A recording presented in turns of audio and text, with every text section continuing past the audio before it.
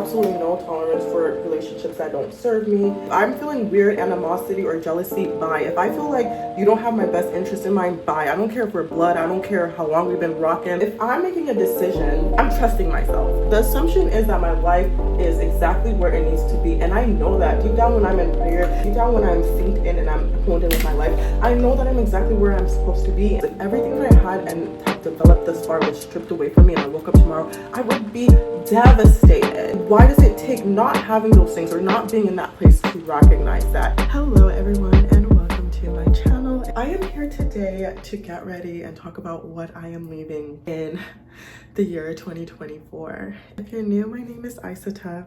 I love to talk about manifestation, personal development, and well-being, and I live a good, authentic lifestyle vlog. If that sounds like your drift, please stay a while, subscribe. I love to have you here. Anywho, honestly, what inspired this for me was watching one of my old videos. I'll link it in the description, but it was me back in 2019 talking about what I'm leaving in 2019 and not carrying with me in 2020, and that girl was so inspirational. It is crazy how far I've came, but how I still had the juice back then and I had no idea. I mean, I feel like deep down I did, but I've always been really self-aware and I've always been really wise. Like the stuff that I was saying at 22, oh gosh, it's crazy because when I look back, I'm like, oh my god, I totally didn't have it together. I was a hot mess. Like those were really hard years in my life. My first years, like really coming out here and taking care of myself. Like, you know, I was learning a lot of things and going through life, but girl, I was so smart and wise, and like my points were really good, and I was using big words. I'm like, who is that girl? Like, oh my gosh. And I was so bubbly. Sometimes I fear that I've lost parts of myself. 2025 is truly about being my authentic self, and unapologetically so. Like, I don't want to lose my light, and I love that I see it in me to the point where I can watch a video of me 5 years ago and feel so inspired to make this video. So I'm taking off my makeup because this was my makeup from the morning. I have plans tonight, so we're going to put on a night makeup, and I'm sorry my walls are bare. Your girl is moving in like 2 days, so we're clearing it out. I wish I had my art up, but anyway, let's get into what is it that I'm leaving in the year. Rude. What is it that I'm leaving in the year 2023? A lot of it, like literally everything that I said in the 2024 or in the 2019, I feel like it's so relevant. So you should go check that one out too. But anyway.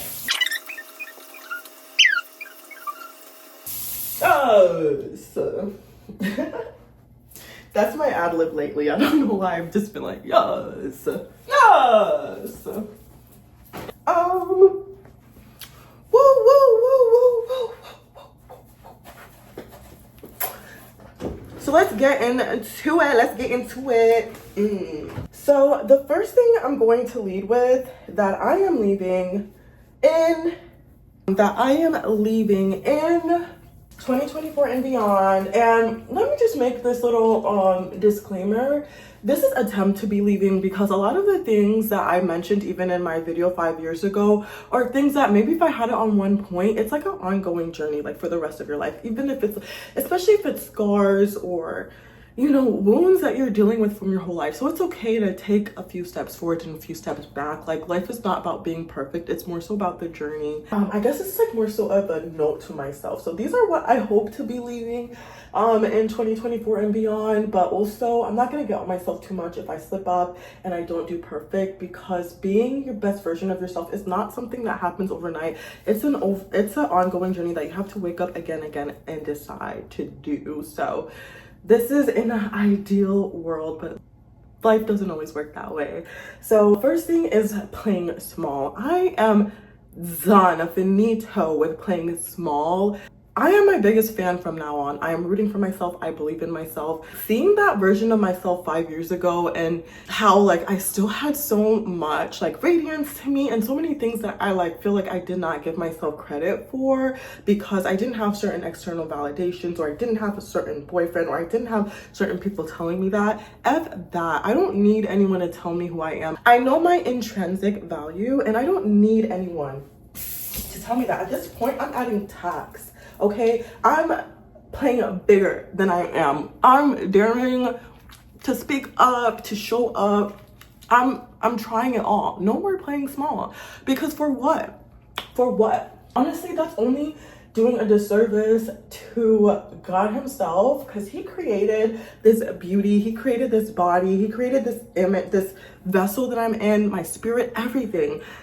So like, what am I trying to say about the artist? Like, he did a dang good job, and I'm going to wake up, walk, talk, act like it. Granted, there's layers to this. I'm still gonna be a shy girl sometimes. I'm still gonna be timid, but okay, somebody doesn't want to talk to me, someone doesn't want to be my friend, that's their loss. Like, that's on them. Someone is projecting and they don't like me. Okay, that's cool. Like, not my freaking problem. Like, I'm so tired of having to rely on all of this external validation and all that stuff. And that's coming from a girl who used to be like, oh my God, should I post this? Oh my God, what should I text back? Oh my God, which photo should I post? Oh my God, is this outfit cute? Coming from like definitely this is coming from definitely like a people pleaser girly, but those days are over. And I'm gonna fake it. I'm gonna fake it even if I have to. Even if I'm not feeling the most confident, I'm faking it till I make it. And also I realize I can be my biggest critic. I zoom in on things and think that people like observe me in a way that they really don't. My image of myself can be so disordered. And I recently put down the ganja. I quit, and I honestly, that was one of the biggest cons, is it made me so self-conscious, and it made me so like hyperly critical of me. Even when I stepped out in public, like it made me like quiet and shy to socialize, because I had all these things going in my mind, and I felt like everyone didn't like me, or I felt like super paranoid. Like, even people who have shown me repeatedly time and time again that they love me, ooh, especially if I had that lethal crossfaded combo, I would literally go home and think everyone was out to plot against me, like everyone hated me. And whew, it's been 2 weeks strong. I plan on quitting for the whole year, or at least until I hash out some goals. But I feel like I have been less in my head, and if not, I've been able to catch like, okay, when am I in my head? And if I can, I'll ask something about stuff that I've been paranoid about. And honestly, it's all in my head. It's really more about what you think about yourself than what people think about you. And if you walk around like you're hot shit, no one is gonna tell you it differently. So what I'm leaving is playing small, and honestly, boo-boo, you should too, because you are that girl. Like who else is there? There's nobody else. It is you. So why play small? Especially when you just have such a light. And I feel like that's a trick of the enemy, is like people with the light, people who are chosen, people who are the one, they put you through the most trying times, the most abusive relationships, bullying, whatever it might be, when your brain is so fragile and so like susceptible to being malleable, and I don't know what I'm trying to say, but when you're most impressionable, like that's when the enemy throws thing after thing after thing to really have you growing up and believing that there's something wrong with you, but there's not. Okay, and that's what I'm done subscribing to. Like, honestly, I'm that shit, period. And there's nothing else to discuss. This one is kind of a long one, and I'm gonna go on because playing small also comes to when it comes to my gifts, my talents, and my dreams. I'm tired of like, yeah, I want to, but I don't really try. Your girl has been wanting to be a YouTuber for decades at this point. Like, literally ever since middle school, I've been wanting to be a YouTuber. I'm done playing small. Like, no, I'm a YouTuber, period. Like, it's this year. This is the year I'm gonna pop off, and I'm showing up. Like, I'm not minimizing. I'm showing up, and I'm gonna learn, and I'm gonna evolve until I accomplish my goals. That also means whatever it is, my creative passions, my creative pursuits. If I want to learn to play the piano, I'm gonna take piano lessons. If I want to read a book, I'm gonna pick up a book.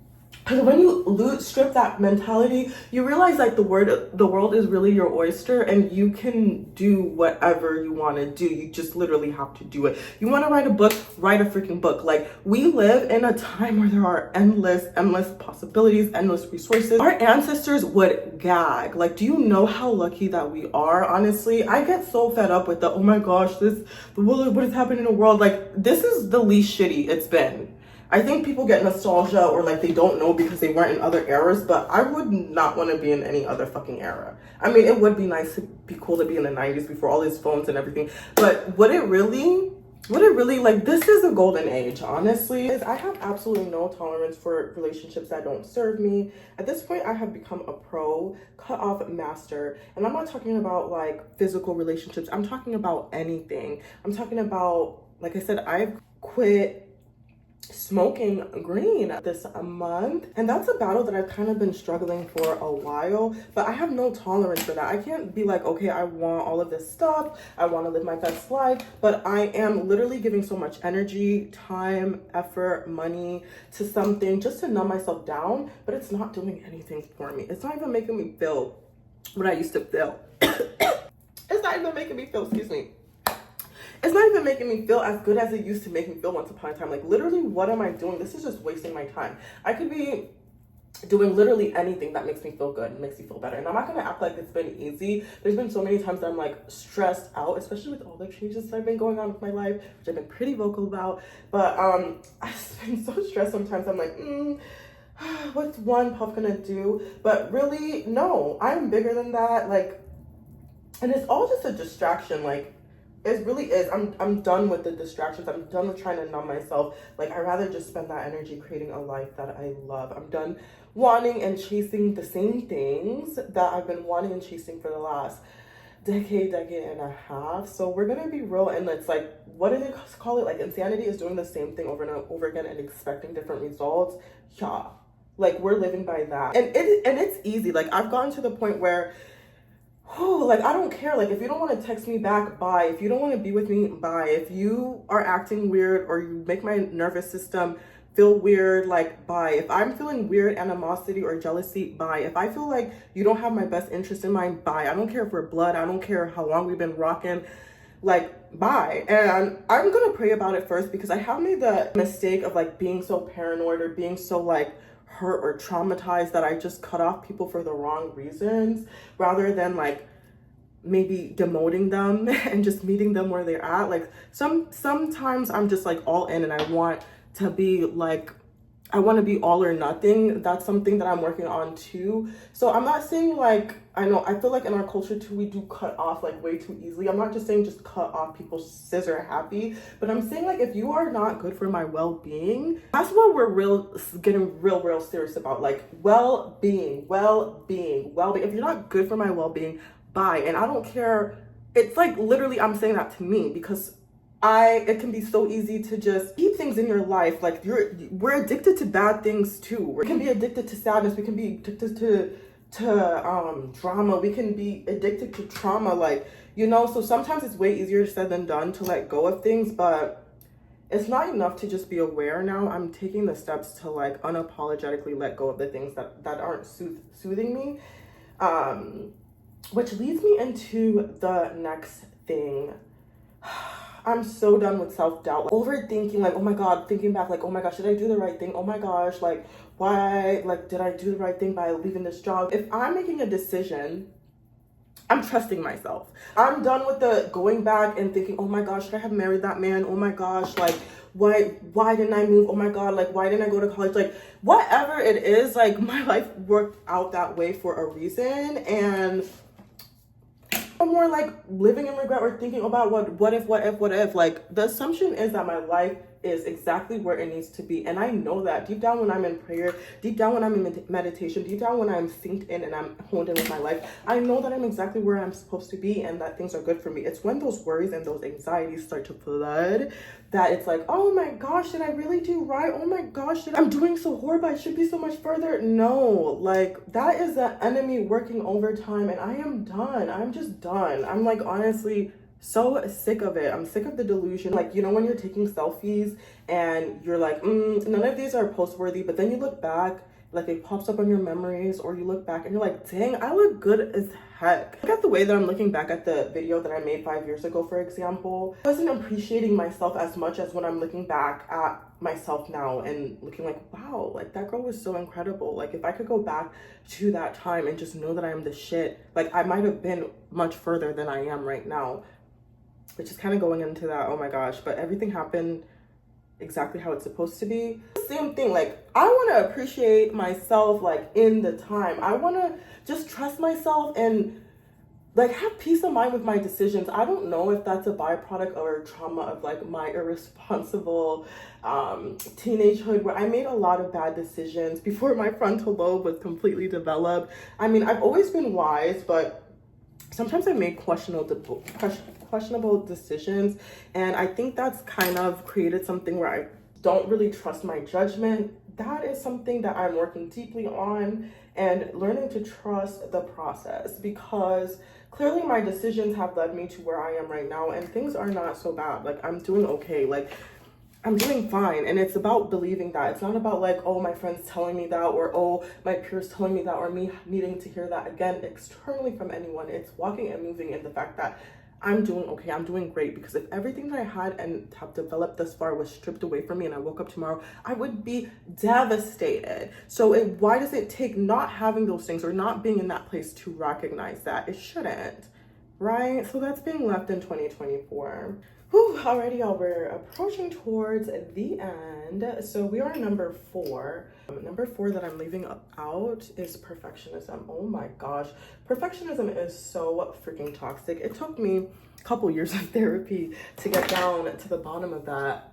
It's the fact that we've been fooled that like being a perfectionist is like a good bad trait to have. No, it's paralyzing. It's dang near almost worse than procrastination. Think like, what the heck is even perfect? Like, it should be a sin to be a perfectionist. I don't know. Like, honestly, perfectionism is what has stopped me from getting a lot of the things that I want. Perfectionism has kept me paralyzed. Like, I would not be here before you if I was having if I was still maintaining a perfectionist mindset, because I would just be waiting for the perfect time to record, the perfect thing to do. I would have to look great. I would have had to already come here with makeup on. And no, like, no more excuses. We are showing up for ourselves, and unapologetically so.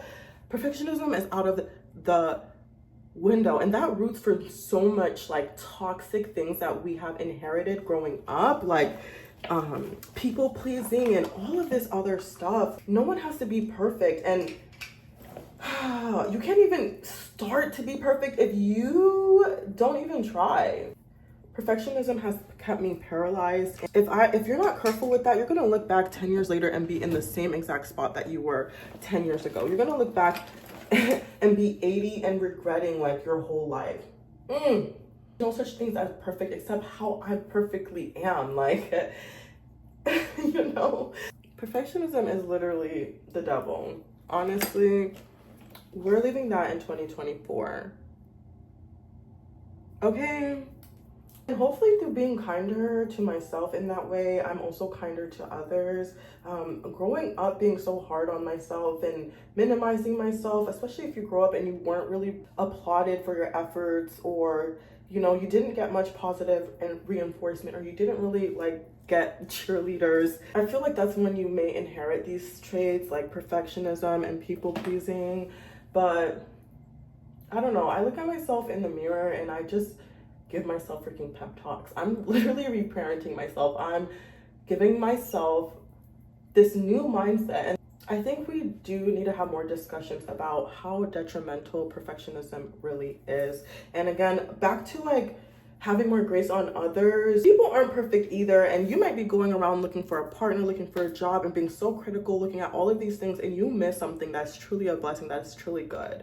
And we zoom in on the things that really don't matter, like external looks or heights or like credentials or things like that. Those things really don't matter. Good people are so far and wide. Pure souls are like so far and wide. So many people are just tainted by trauma, toxicity, and like the chaos in the world, that when you find gems, like all those little extra stuff, like it shouldn't matter. When you find someone that genuinely cares about you, all that extra rah-rah shouldn't matter, but we fool ourselves into thinking that it should. So yes, and no thank you to perfectionism.